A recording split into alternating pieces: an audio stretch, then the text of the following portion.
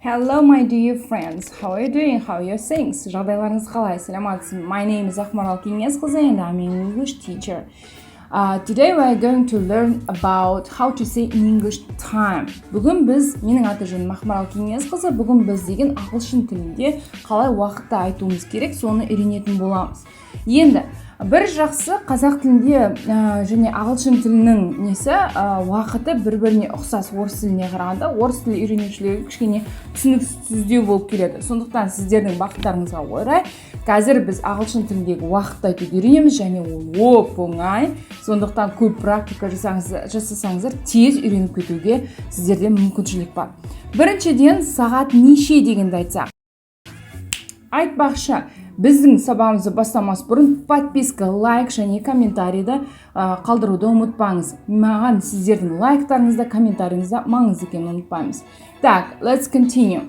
So, біріншіден, сағат қанша, сағат неше дегенді біз екі жолмен айта аламыз. Ол what time is it?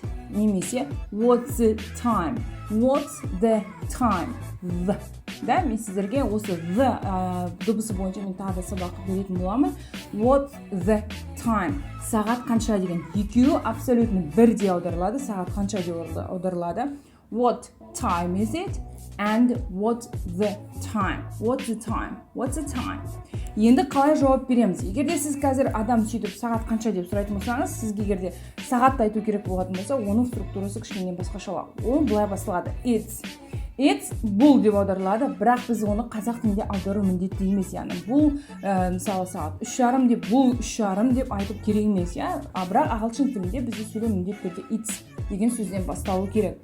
Енді ағылшын тілінде бір қызығы сағатты айтқан кезде бірінші минутты, сосын барып сағатты айтамыз. Яғни бірінші минут, сосын барып сағат. Енді қазір сағатты бастамас бұрын мына 4 бізге керекті маңызды сөздерді өздеріңізге жазып алсаңыздар. Бірінші сөз бұл past. Past аударылады кетті. Next, to аударылады қалды. Біз to'ді күнде естиміз. Бірақ мына жерде сағат айтқанда ол қалды деген мағынаны білдіреді. Next, quarter. Менімен бірге айтуды үйреніңіздер. Quarter емес, немесе quarter емес. Quarter, Q әрпі. Quarter бұл деген 4-тен 1 бөлік деген мағынаны білдіреді. 4-тен 1 бөлігі немесе бізде мағынасы бойынша 15 минут деген мағынаны білдіреді. Яғни егерде сізде уақытыңыз 15 минут кетті немесе 15 минут қалды болатын болса, осы quarter деген сөзді қолданамыз. Және тағы бір сөзіміз бұл half бұл жарым немесе 30 минут деген мағынаны білдіреді. Яғни егерде сағат мысалы 3:30, 2:30, 1:30 деп айтатын болсақ, біз half деген сөзді қолданатын боламыз. Және де тағы бір сөзіміз бұл o'clock. O'clockты бәріміз білетін шығармыз, мектепте оны үйретеді. O'clock яғни сағатымыз ровно 1 болғанда, 2 болғанда, яғни ешқандай минут кеткен жоқ, қалған жоқ, сол кезде айтатынбыз. Сағат 1 болды, 2 болды дегенде. It's 1 o'clock, it's 2 o'clock деп айтамыз. Бұл енді сағатты бірінші айтамыз, себебі мұнда минут жоқ, да? It's 1 o'clock, it's 2 o'clock, it's 10 o'clock. Келесі кеттік. Давайте енді біз білетін сөздерімізді жазып алдық. Видеоны тоқтатыңыздар да, осы 5 сөзді жазып алыңыз, содан кейін барып сабақты жалғастырыңыз, окей? Deal? Келістік пе? So, кеттік енді. Сағат, мысалы, қазір менде сағат 3:30 болып жатыр. 15:30 деп тұрса да, біз оны 3:30 деп айта береміз, я? Біз бірінші жарым дегенді айтамыз. Жарым бізде half, it's half, кетті. Яғни 30 минут кетті ғой, сондықтан past. It's half past. 3 сіздер білесіздер. 3. Сонда сағат 3:30 ағылшын тілінде болады. It's half past 3. Келесі 1-ден 5 минут кетті. 1-ден 5 кетті.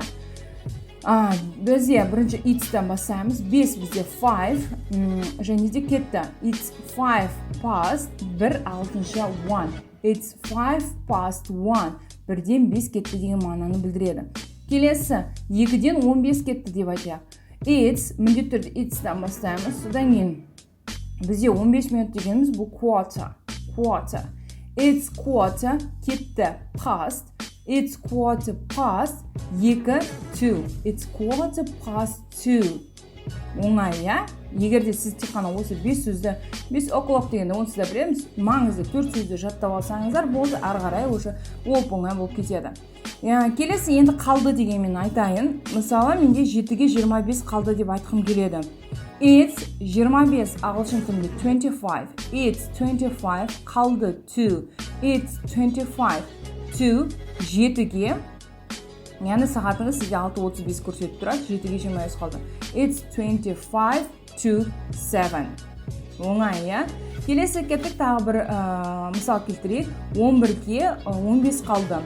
15 бізде quarter, сөйлеміміз басталады. It's quarter to 11. It's quarter to 11.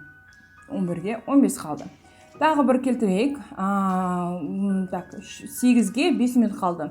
It's 5 қалды to. It's 5 to 8 болады. It's 5 to 8.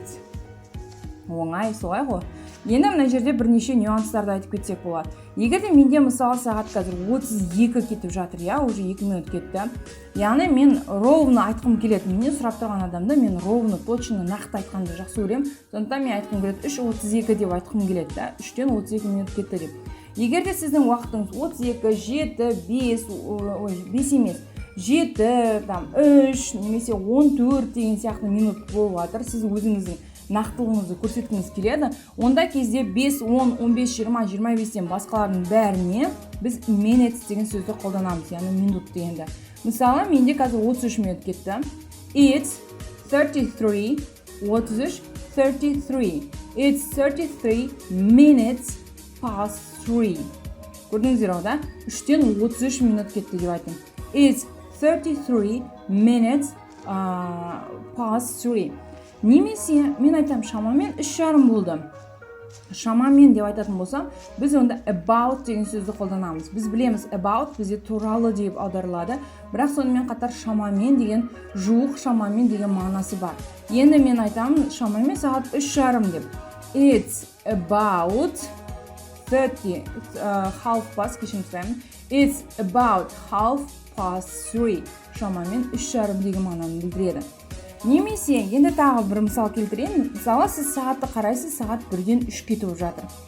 Оны сіз нақты айтуыңызға да болады, немесе about'ты қолданып айтуыңыз, немесе айналасы, around дегенде де қолдансаңыз болады. Around это айналасы, яғни соның айналасында жүр деген мағынаны білдіреді.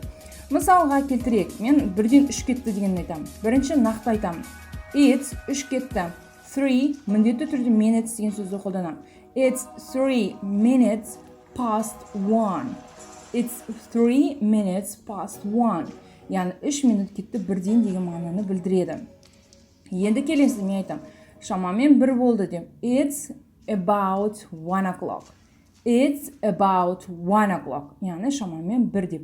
Немесе 1-дің айналасында деп айтатын болсам, онда былай айтам. It's around 1 o'clock. It's around 1 o'clock. Яғни 1-дің айналасында жүр уақыт деген, минут соның айналасында деген мағынаны білдіреді. Енді қазір кішкене практика. Так, достар, енді практиканы бастайық. Мен сіздерге қазір 3 уақытты айтамын, немен бірге істеңіздер. Содан кейін осы видеоның астында сипаттамада 5 уақытты беретін боламын. Оны менің видеоның пікіріне астына қалдырыңыз, мен міндетті түрде тексеретін боламын. Okay, let's start. First one, 9-дан 20 кетті. Бірінші сөйлем it's, содан кейін 20, сосын кетті, сосын 9 айтамыз. It's 20 past 9. It's 20 past 9. Келесі 6:30. Сағат 6:30 болды. Бірінші сөйлемдеріміз міндетті. It's жарым кетті, сосын барып 6 деп айтамыз.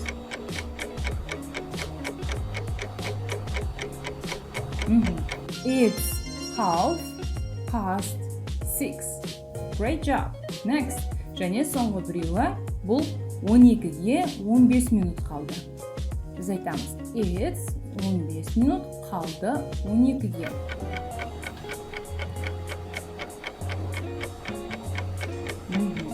It's 11:45. Yes, you're brilliant. Perfect. Енді тағы бір мына жерде айтып кететін нәрсе, көбінің қателесетін нәрсесі бұл AM және де PM. AM, PM негізі өте оңай нәрсе. AM бұл түнгі 00-ден бастап түскі 12:00-ге дейінгі аралықта уақытты айтамыз. For example, it's 8 o'clock AM. Яғни таңертеңгі 8 болды деген мағынаны білдіреді. It's 3 o'clock AM. Яғни таңғы 3 деген сағат 3 болды деген мағынаны білдіреді. Ал PM болса, ол сағат түскі 13:00-ден түнгі 23:00-дегі уақыт аралығындағы сол уақытты айтамыз. Мысалға, it's 8 o'clock PM. Кешкі сағат 8. It's 10 o'clock PM. Кешкі сағат 10. Or it's 3 o'clock PM. Яғни түскі сағат 3 деген мағынаны білдіреді. Okay, we have finished. Осымен біз аяқталдық. Енді егерде достар менің видеомда сіздерге пайдалы және де менің түсіндірген методикам сіздерге оңай болды деп санасаңыздар, онда оқушылармен немесе студенттермен ағылшын тілін үйреніп жүрген кез келген адаммен таныстарыңызбен бөліссеңіздер болады. Thank you very much for watching. Goodbye.